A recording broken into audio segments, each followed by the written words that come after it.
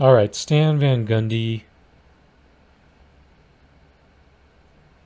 uh, had a very bad moment on the Twitter last night where he made a very insensitive tweet about women's rights in Islam. And Enes Kanter, one of the few NBA players, in my opinion, is who is not a someone who conforms to the NBA's corporate liberal agenda. He called out Stan Van Gundy by saying, "What a freaking ignorant thing to say."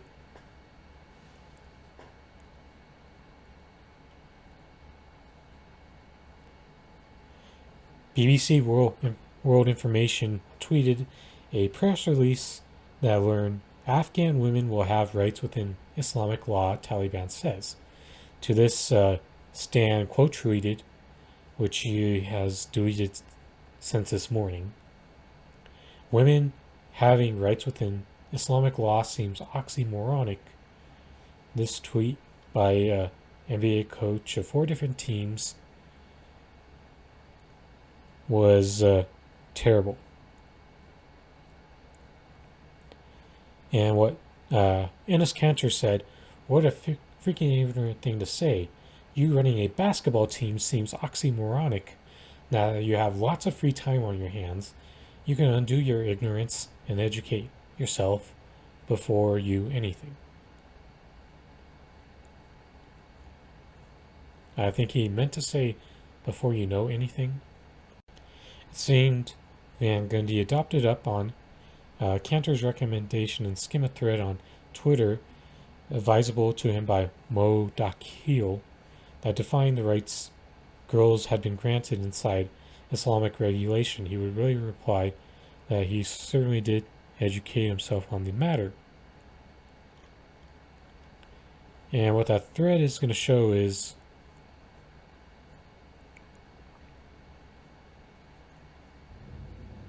there's this misconception that women don't have quite as many rights as you think. But we'll go over that thread real quick for better understanding. But let's go back to Stan. He had just joined Twitter last year. And what you noticed is his following started to get built up during the height of the George Floyd protest because he had some pretty good messaging advocating in favor of Black Lives Matter. But there are flaws to Stan Van Gundy. He is a vote blue no matter who liberal.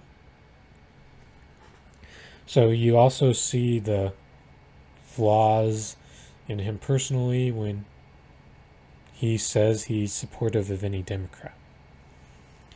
And why Stan can say, have moments of saying right things in terms of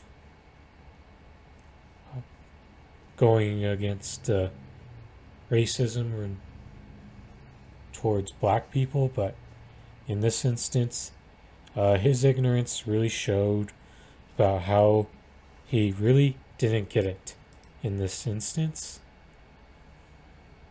So let's go through this thread to show the type of rights that are had within Islam. And in a way, this also makes Stan look worse in certain aspects because there are more black NBA players who are Muslim than you would think. Since I read that first tweet, let's start with the most basic of rights. Rights over my own body. Quran declares, inherit not women against their own will. In this declaration, Islam mandates that women cannot ever be coerced into doing anything they don't want to do. I matter, my will matters, and is final. Property and economic rights. Quran mandates women receive inheritance that they wholly own and still be provided for financially. Taliban instead strips property ownership from women. Afghan women have been kept unaware of their land rights and far from owning property. Khadija, first wife of the Prophet, was a wealthy CEO and business owner. Islam mandates that everything a woman earns is her own, and what her husband owns equally belongs to her. It affords women complete financial independence, and the West still hasn't stipulated it as a law. Education rights. 1400 years ago, the Prophet declared, education is incumbent upon every Muslim male and female. Education isn't only my right, it's my obligation. Aisha, wife of the Prophet, was a brilliant scholar and jurist. It's because of her we've had so much Islamic sponsorship. Moreover, Fatima al-Fihri, an African Muslim woman queen, established the world's oldest and longest running university. Centuries before Harvard or Oxford, she established Al-Quruni in Morocco. I'm sure I mispronounced that. Taliban, meanwhile, tried to kill young Malala for her crime of education. Marital rights. Islam mandates that women cannot be married off without her own will. On the contrary, Taliban are finding unmarried women and girls and turning them into brides of unknown men and selling them as sex slaves. Islam condemned this barbarity, not endorsed it. Islam was the first religion to mandate that a woman cannot be married without her consent and that she can unilaterally divorce for any reason.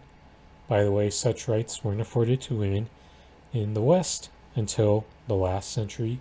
The Prophet condemned domestic violence in all its forms. Quran rejects the idea that women was created from Adam's rib. In Islam, men and women were created equal parts, created from the same soul. The dying words of the Prophet were, women are your created partners, treat them well, partners not slaves, not servants, partners equals. How rights of mothers. Prophet Muhammad said that heaven can be founded under the feet of mothers. He didn't let a companion join in a battle because his mother was old and needed her son to be at home. Taliban, on the other hand, had never regarded mothers' rights. Taliban fighters were sent to the uncalled for wars without consent of their mothers. They put young mothers in trials of not having food for their babies so much that they were forced to beg on the streets. Which reminds me of the Prophet Muhammad's rules of war, in which he forbade killing women, children, or any non-combatant for any reason whatsoever. These are rules, once again, that the Taliban completely ignores out of their barbarity and cowardice. Let it be known that the United States doesn't even follow this rule of war either, because they've killed so many civilians in the process of this 20-plus year occupation in Afghanistan. Taliban claims they'll support women's rights, but haven't even allowed women to be part of any decision-making process. Their own actions show their hypocrisy. This is truly a nightmare for all Afghan women.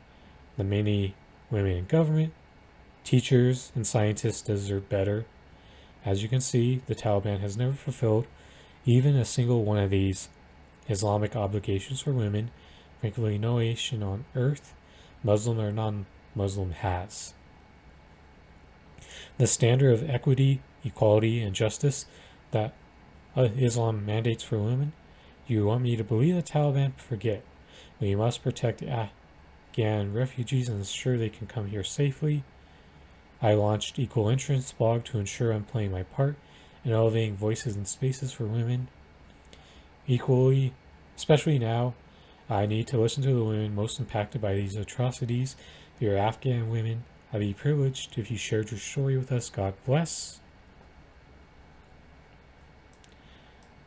So I'm going to retweet this thread right now because there's so many Westerners who are really ignorant on the differences between Islam and the Taliban. And this thread greatly illustrated those differences. So let's jump back to Stan Van Gundy. And this illustrated why that tweet last night was really extremely Muslim phobic in the way that a famous liberal atheist, Bill Maher, is Muslim phobic, and why it is important to not allow this ignorance to prevail in a Western country like the United States, and showing how Muslim women who are under the caste of the Taliban actually do have a decent amount of rights within their society. Especially when you compare it to the Taliban, and based on the way how long Stan Van Gundy left that tweet up, I don't think it was an innocent mix-up between Islam and Muslim, because if it was, I think he would have corrected it right away if he just mixed up the difference between Taliban and Islam. But since he left that up for so long, and ignored the tweets of people coming at him, showing him how he was wrong, it was definitely more in his ignorance rather than a mix-up of Taliban and Muslim and Islam. And one of the big problems that the West has is their misunderstanding of issues like this, and how someone like Enes Kanter and Mo Dakhil can be very helpful in clearing up those mistakes. The one difference is, at least Stan is not doubling down on this ignorance, and has at least been someone who recognizes when he's wrong and tries to correct himself. He still has a lot of work to do, and even people who don't make the mistake but learn from the other person who makes the mistake still have a long way to go.